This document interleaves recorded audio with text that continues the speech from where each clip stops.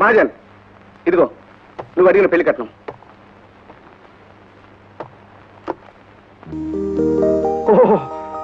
Wonderful wonderful. మాట నిలబెట్టుకోవడంలో హరిశ్చంద్రుని మించిపోయి కొత్త record సృష్టించావు. Mohan తీసుకెళ్దాం పద, ముహూర్తానికి టైం అయింది. ముహూర్తమా? దేనికి ముహూర్తం? మహాజన్, ఓ నీ చెల్లెలు గాని చెల్లెలకి, అదే పళ్ళమ్ముకునేవాడి కూతురికి నా కొడుకునిచ్చి పెళ్లి చేయమని అడిగినట్టున్నావు కదూ. నీ హార్మనీకి నా సారీ. ఆ అమ్మాయి మా అంతస్తుకు తగదు. నోర్మయ్, ఆశించింది చేతకంద గాని అంతస్తు గురించి మాట్లాడుతున్నావా? ఈ పెళ్లి గురించి ఒప్పుకున్నావా? సరే సరే, లేదా మళ్ళీ నేను రక్తం కక్కించే పాత రాజశేఖర్గా మారాల్సి వస్తుంది. జాగ్రత్త. అలా మారగలవనే నా జాగ్రత్త నేను పడ్డాను మిస్టర్ రాజా.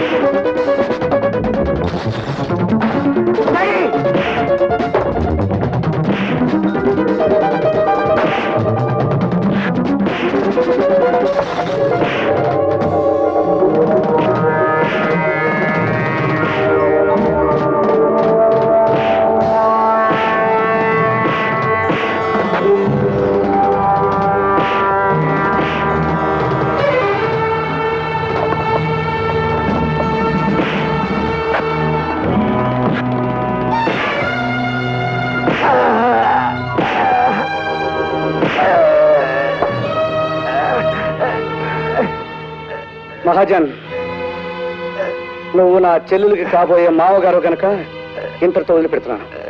జాగ్రత్త.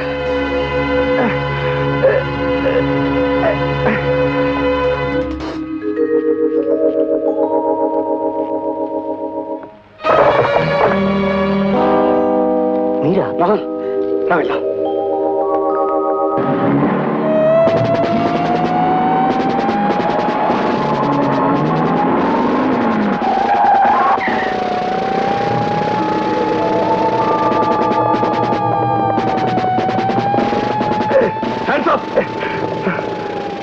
ఈ బ్రీఫ్ కేసు నీకు ఇచ్చిన రాజా ఎక్కడ? అతను నా కొడుకుని తీసుకుని వాళ్ళ ఇంటికి వెళ్ళాడు. కూర్చోండి కూర్చోండి కూర్చోండి. ఏమండి మీకు? నాకేం జరగలేదు, నేను బాగానే ఉన్నాను. ముహూర్తానికి టైం లేదు. జాన్, మోహన్ తీసుకెళ్ళి పెళ్లి గురించి.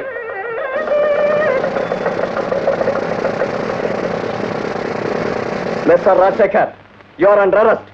నేను అరెస్ట్ అవడానికి సిద్ధంగానే ఉన్నాను ఇన్స్పెక్టర్. కానీ ఈ పెళ్లి నా జీవితాశయం. ఇది నెరవేర్చిన తర్వాత నో, నేరస్తుల ప్రార్థనలకి చట్టం కరిగిపోయి మిమ్మల్ని కరికరిస్తుందనుకోవటం మీ భ్రమ mister Rajasekhar. Mister inspector. Yes constable, arrest him. Arrest అని పదే పదే అంటున్నారు. నన్ను అరెస్ట్ చేయడానికి గల కారణాలు ఏమిటో ముందు చెప్పి తర్వాత చేయండి. నేను దోపిడీ చేశానంటున్న పెద్ద మనుషుల్లో ఎవరైనా నేనే దొంగనని రిపోర్ట్ ఇచ్చారా? ఇవ్వకపోవచ్చు, కానీ మీరు అనేక సార్లు అనేక మంది ధనవంతుల్ని దోపిడీ చేశారు అని ఘంటాపదంగా చెప్పగలరు. ఎస్ ఇన్స్పెక్టర్, నేను దోపిడీలు చేసిన మాట నిజమే. కానీ ఎవరి కోసం చేశాను, ఎందుకోసం చేశాను? పేద ప్రజల రక్తాన్ని జలగల్లా పీల్చి వారి చెమట బిందువులను రూపాయలుగా మార్చి లక్షల లక్షలు ఆర్జించి అటు ప్రభుత్వానికి అందకుండా ఇటు ప్రజలకు చెందకుండా చీకట్లో దాచేసిన దొంగ డబ్బును దోచి ఈ ప్రజల కోసం వినియోగించాను. బానోజీరావు లాంటి తగులుబాజీలు ఈ కూలీల గుడిసెలను నేలమట్టం చేసి ఫ్యాక్టరీ కట్టాలనుకున్నప్పుడు వీళ్ళని ఆదుకున్నది కూడా ఆ ప్రజాధనంతోనే. తినడానికి తిండి లేక, ఉండడానికి కూడి లేక, ఆకలితో ఆవేదనతో అల్లాడిపోతున్న వీళ్ళందరికీ జీవనోపాధి కల్పించింది ఆ ప్రజాధనంతోనే.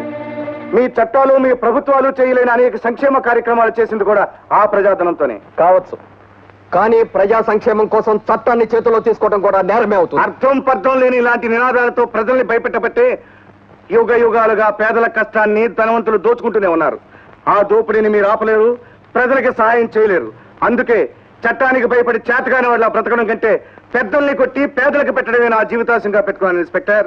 ఆకలితో అలమటిస్తూ అంధకారంలో జీవిస్తూ భవిష్యత్ ఏంటో తెలియని బడుగు జీవితాలకి బంగారు బాట వేసిన ఈయన్ని నేరస్తుడండవే పెద్ద నేరం అవుతుంది ఇన్స్పెక్టర్ గారు. మీరేమన్నా సరే నా డ్యూటీ నేను చెయ్యక తప్పదు. నేరస్తుని అరెస్ట్ చేసే హక్కు మీకెంత ఉందో ఆ నేరం నిరూపణ అయ్యే వరకు అతని జామీన్ మీద విడిపించుకునే హక్కు ప్రజలకి అంతే ఉంటుంది. ఆయన జామీన్ నేను ఇస్తాను, ఆయన విడిచిపెట్టండి. No, it's impossible.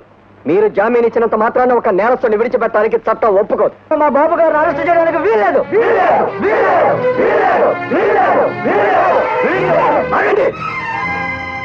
10 మంది కలిసి కేకలు పెట్టినంత మాత్రాన ఓ నేరస్తుని చట్టం ఏనాడు క్షమించదు.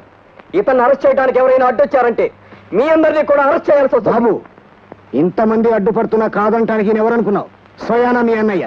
తెలుసు రావదాస్ గారు, ఈ అన్నయ్యకి తమ్ముడుగా నేను ఇక్కడికి రాలేదు. ఓ నేరస్తుల్ని అరెస్ట్ చేసే పోలీస్ అధికారిగా వచ్చాను. ఆ పోలీస్ అధికారికి తల్లిగా అతనికి నేను జామీన్ ఇస్తున్నాను. అతన్ని విడిచిపెట్టు. అమ్మా, నా పేగు తెంచుకు పుట్టాడన్న మమకారంతో చట్టాన్ని ఎదిరించి వాణ్ణి సమర్థించడం లేదు. ఇంతమంది హృదయాల్లో దేవుడుగా వెలిసిన మీ అన్నయ్యను 10 మంది కోసం 10 కాలాల పాటు నిలపాలన్న ఆశయంతో నేను అర్థిస్తున్నాను. బాబు, నా మాట విను, వాణ్ణి విడిచిపెట్టు బాబు. లేదా చట్టాన్ని నేరాన్ని ఒకే కడుపున కన్నందుకు ముందు నన్ను అరెస్ట్ చెయ్యి. కానీ అమ్మా, చాలమ్మా, చాలు. ఈ జన్మకి అదృష్టం చాలు.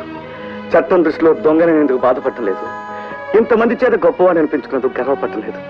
కానీ నా తల్లి నన్ను ద్వేషించడం లేదన్నా ఒకే ఒక్క మధురానుభూతితో జైలుకే కాదమ్మా, ఉరికమ్మో ఎక్కి సంతోషంగా చావడానికైనా సిద్ధంగా ఉన్నాను.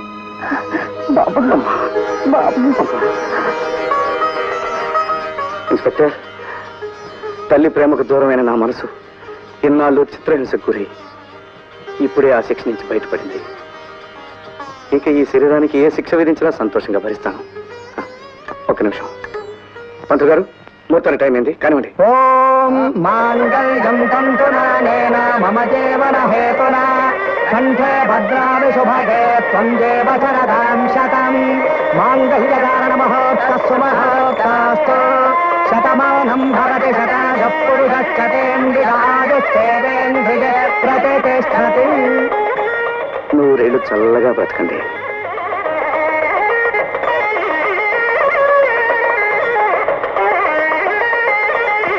ఇన్స్పెక్టర్, నా జీవితాశం నెరవేరి నేను రుణముక్తునయ్యాను.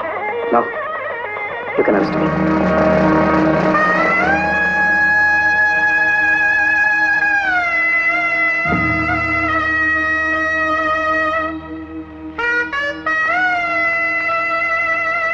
చూడండి, ఎన్ని రోజులైనా ఎన్ని సంవత్సరాలైనా ఈ జ్యోతి మీకోసం ఎదురు చూస్తూనే ఉంటుంది. జ్యోతి,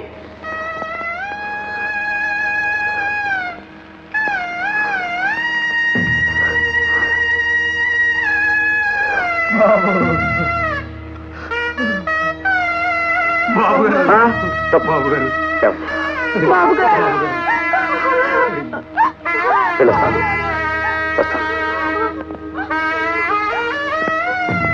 వస్తాను రామదాస్.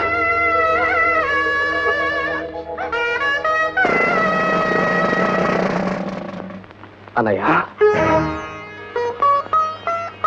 చట్టం దృష్టిలో నేరస్తుడైన వాడు సంఘం చేత ద్వేషింపబట్టమే ఇంతవరకు చూశాను. కానీ ప్రజల చేత ప్రేమించబడే నేరస్తుడు కోటికి ఒక్కడే ఉంటాడు. నిన్ను అరెస్ట్ చేయడానికి ఒక్క నిమిషం ముందు నా ఉద్యోగానికి రాజీనామా చేసుంటే నీ పాదాలకి నమస్కరించే అవకాశం నాకు కలిగి ఉండేది. But I'm unlucky.